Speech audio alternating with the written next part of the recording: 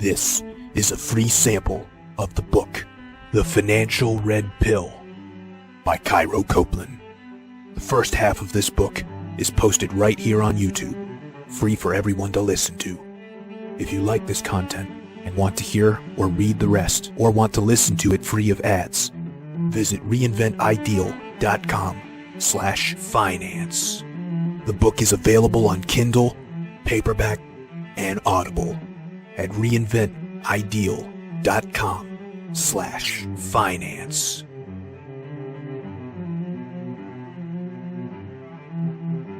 Chapter 6. Alternatives to enslaving yourself with schooling. This is what I want to talk about next here, is that the world of education has changed drastically, and not for the better. What was once a ticket to middle-class wages has now become a life-ruining decision. The idea was that you'd go to this one place and study for 4 years in order to get a good future. But what happens now is that the place that was supposed to give you that future robs it from you. You're supposed to learn a marketable skill to have future earnings, but those earnings are already spoken for in the form of student loan debt that's necessary to take on to cover the ridiculous tuition costs. If you haven't gone to college yet, I need you to listen to this before making the decision. If your parents are making you go, make them hear this. If you have a child in college right now, hear this, and you'll want to pull them out. And if you're currently in it, hear this, and hopefully get out in time to save a tremendous sum of money. If you've already attended, you shouldn't just have received a diploma. You should have received an apology letter from the university, along with a refund. You haven't been taught a thing. You've been duped, bilked, propagandized, and had your head filled with bullshit. You've been robbed thanks to the federal government and the greedy universities. You graduate today with debt, like getting a mortgage without a house, but in return, a subprime education. Alumni will call, asking for donations. You should send them a copy of your student loan repayment schedule. Right after high school, you are encouraged to go to college to raise your career level and status, where again, you are pressured to memorize more useless information that you're tested on and forget all about the moment you turn in the test. In reality, most of what you study and memorize from college coursework under your degree program is never used in the profession that you are specializing in and is largely unnecessary for the work that you'll actually do. And even in the few specializations, which are the exception, you still cram down far more than you need to know, just so the college can weed people out, so they say. I remember when I was taking a class in advertising, and we wasted 3 weeks just learning the history of advertising.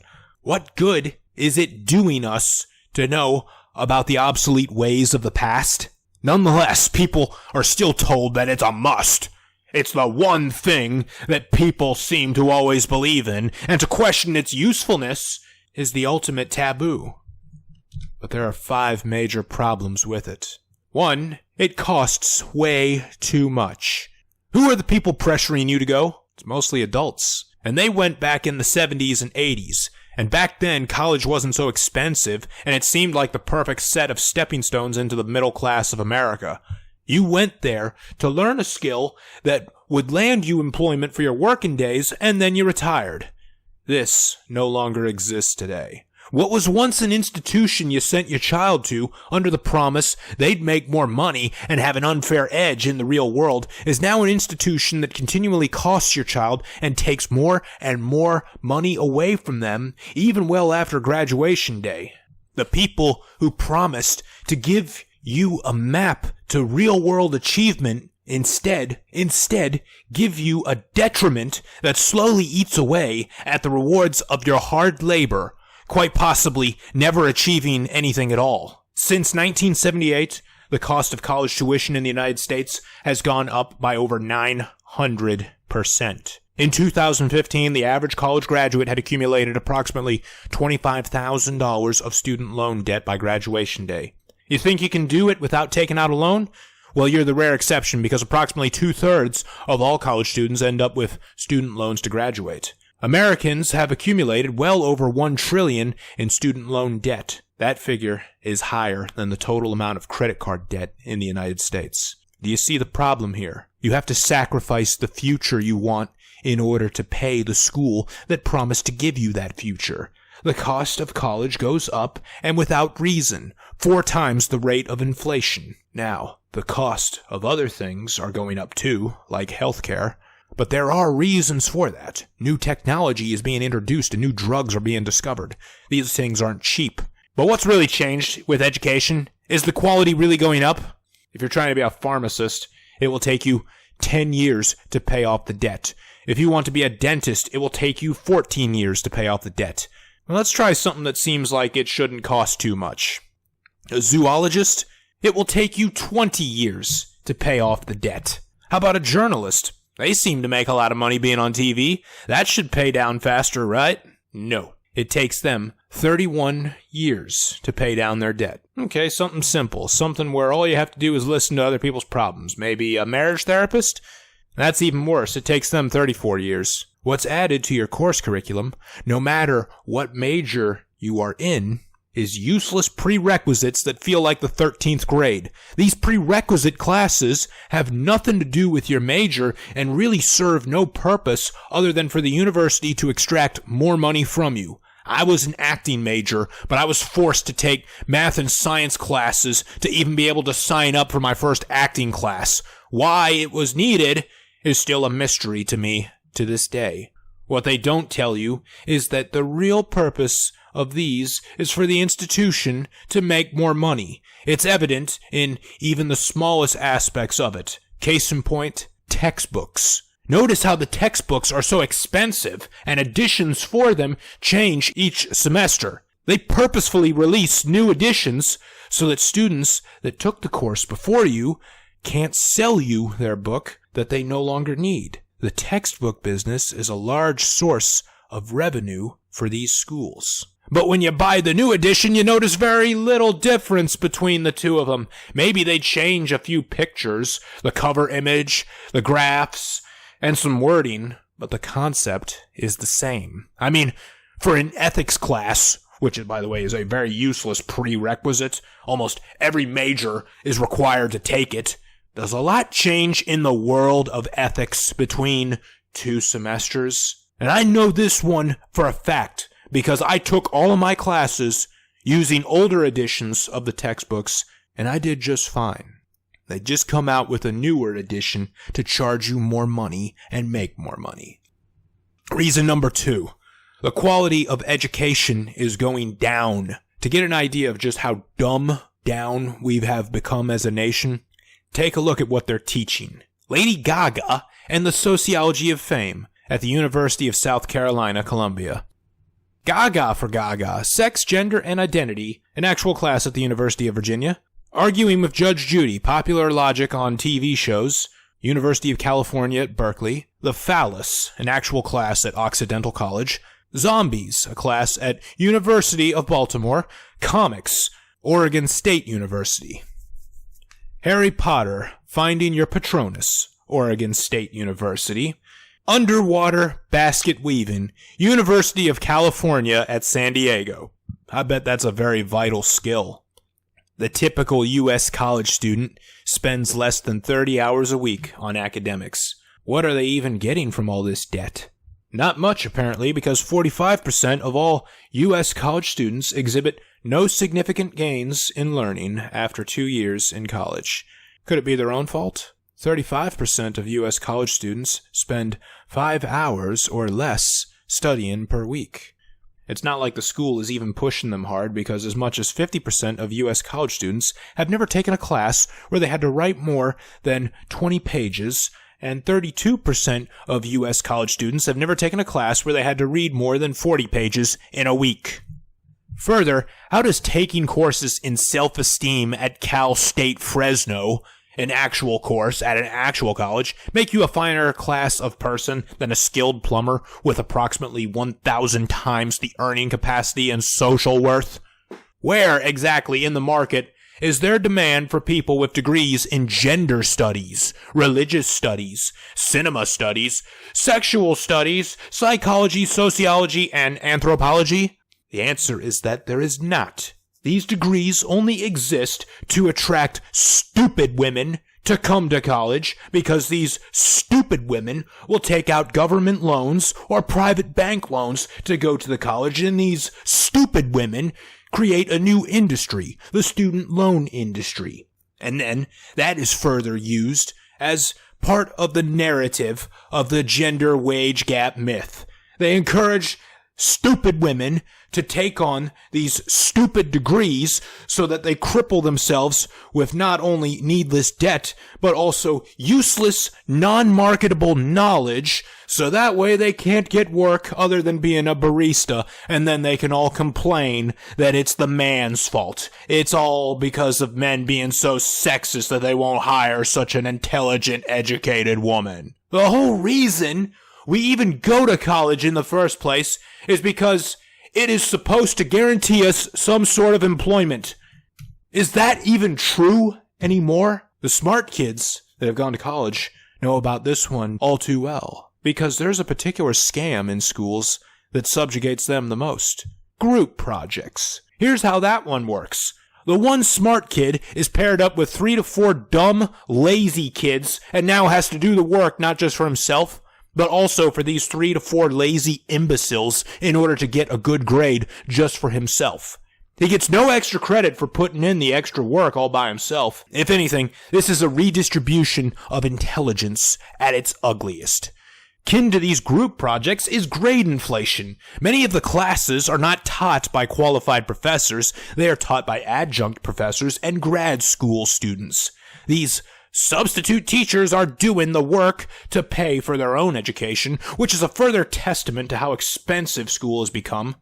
They are evaluated by the students they teach as far as how well they did their jobs.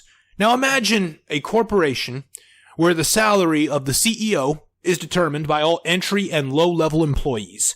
They get to grade him on how well of a job he does. Likely the only thing they will measure him on is how well they're paid. So he'll increase their pay so that they are happy with him and will rate him high enough to have the pay he desires.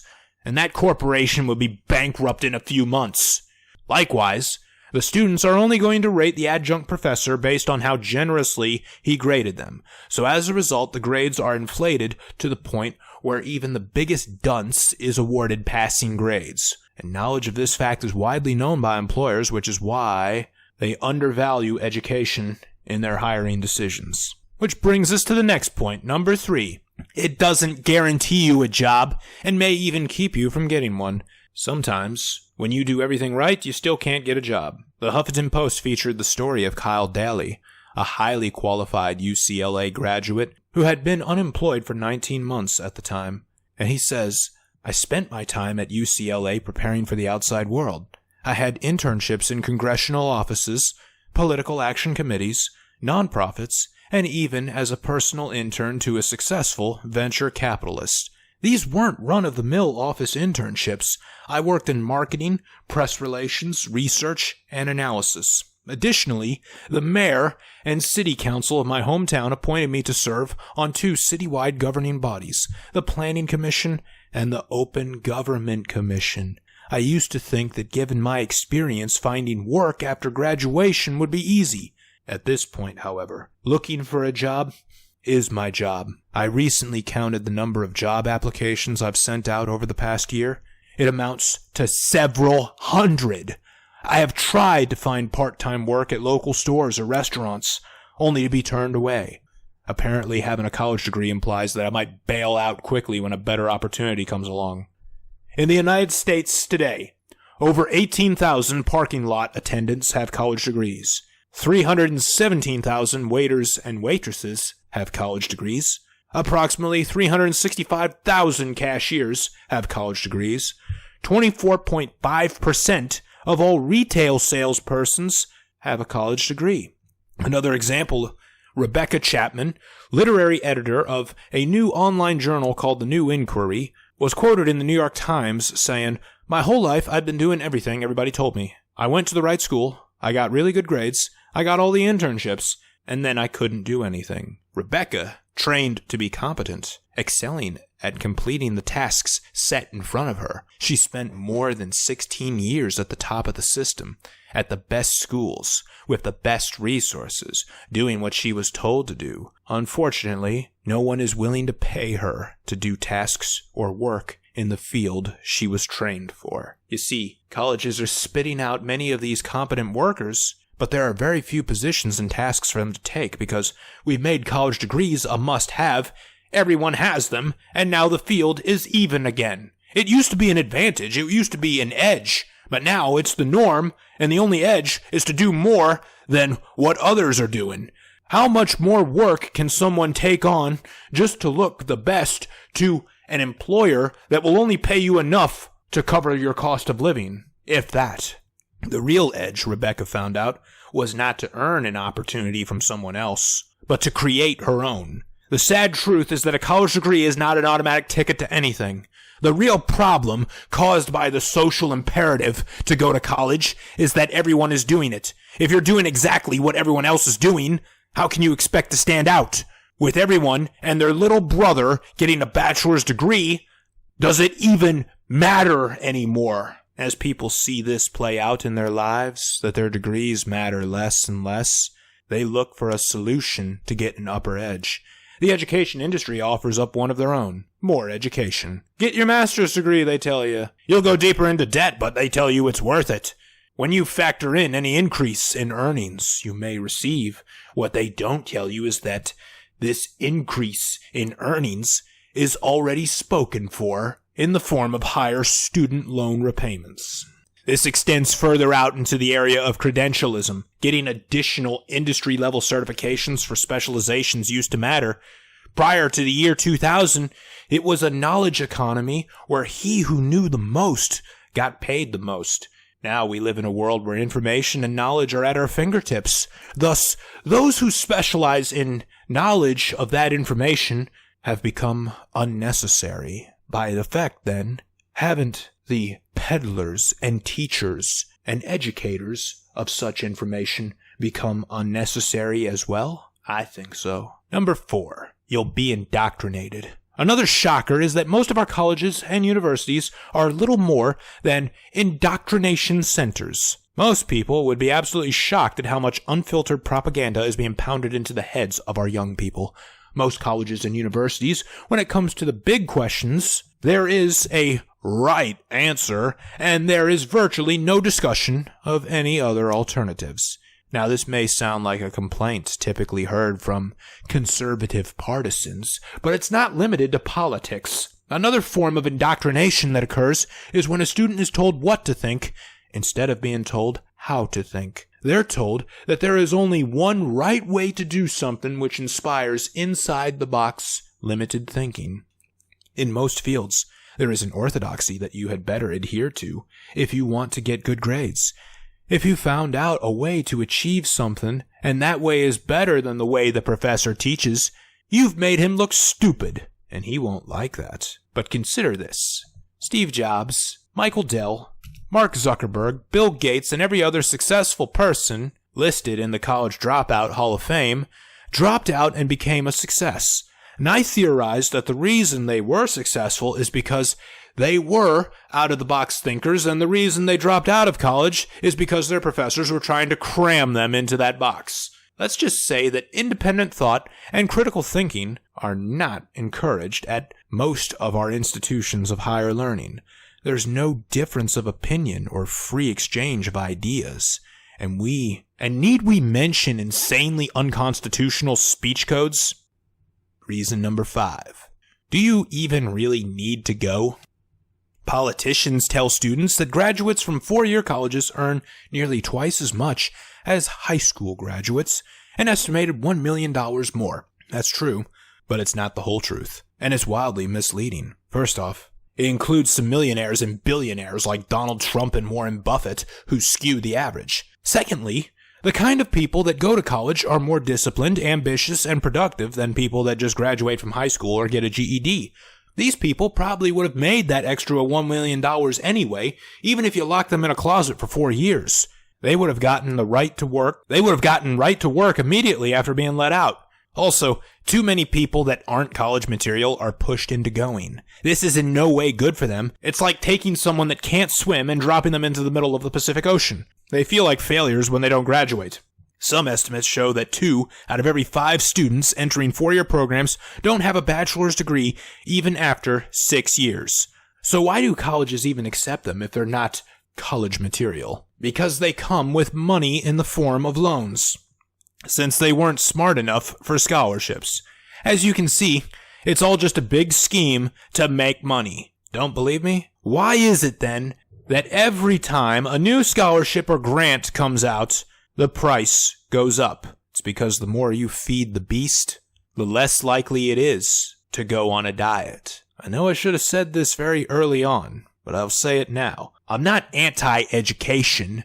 I'm anti-ripoff. I did not make this just to rant about how much college sucks and hoped all who read it would burn down these institutions, although that would probably be good for the whole world. I have tremendous respect for education, just not as it is currently being done. I'll be the first to admit college can be a lot of fun and enriching with unique experiences.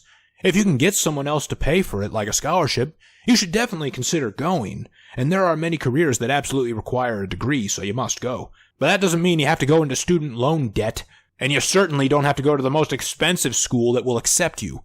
I don't know exactly when picking a school based on affordability became something to be ashamed of. The way I've always looked at it is that you can buy a $100,000 Ivy League education or a $5 library card or a $15 a month internet connection and get access to the same information. Much of their marketing directed at the students isn't based so much on the quality of education, but rather on the uniqueness of the experience they'll offer. I'm not anti-education, or even anti-college for that matter, but what I am for is making sure you know exactly what you're getting into. A lot of people call college an investment in your future, but I can't help but be very skeptical of that. Many colleges, especially public universities, are nothing more than degree stores. They have degrees for anything and everything, but only a few of them have practical use. In the 1990s, the colleges foresaw a problem. Not everyone was smart enough to get into college, let alone make it all the way through.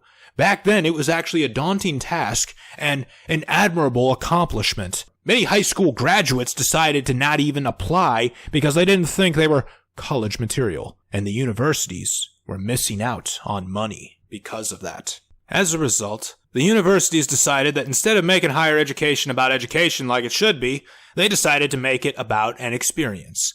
The once prestigious academic institutions now became little more than year-round summer camps for adults, or adolescents wanting to do adult stuff like partying, sex, and booze. It really is a genius marketing tactic. Your firm has the reputation of providing great value for its clients, and now it promises an MTV lifestyle to youngsters while maintaining the approval of their parents. Billions of dollars have been made because of this. That's the thing you must remember about higher education. These institutions are out to make money for themselves, not help you make money. A client of mine had a degree in cinema studies. In class, all you do is watch movies and discuss them, which did nothing to help him get a job. They only offered it in order to sell to people who aren't college material. They'll see the name of the program and think, hey, I like movies, I'll major in that. They'll sign up, pay money for it, and think they'll get something out of it later in life. Ever wonder how there are so many stupid people in college? This is how. And these people who aren't college material always come with money because student loans are easy to get. The project on student debt cites that the average student debt is over $26,000. What makes that number more devastating is that it's the average only for bachelor's degrees, which is the new high school diploma these days, and the average is even higher for grad school programs. There's always the option of technical and trade schools, but they're not cheap either. And while you can get scholarships to go to an expensive university, they aren't easy to come by for vocational schools. I remember my college days. While I enjoyed the experience, I learned nothing. Why is it that the institutions that teach us very little cost us more? It's because they're not in the business of teaching. They're in the business of selling an experience. If we took out the adult summer camp experience that college offers and focus only on the pursuit of knowledge and information, the price would come down quite a bit.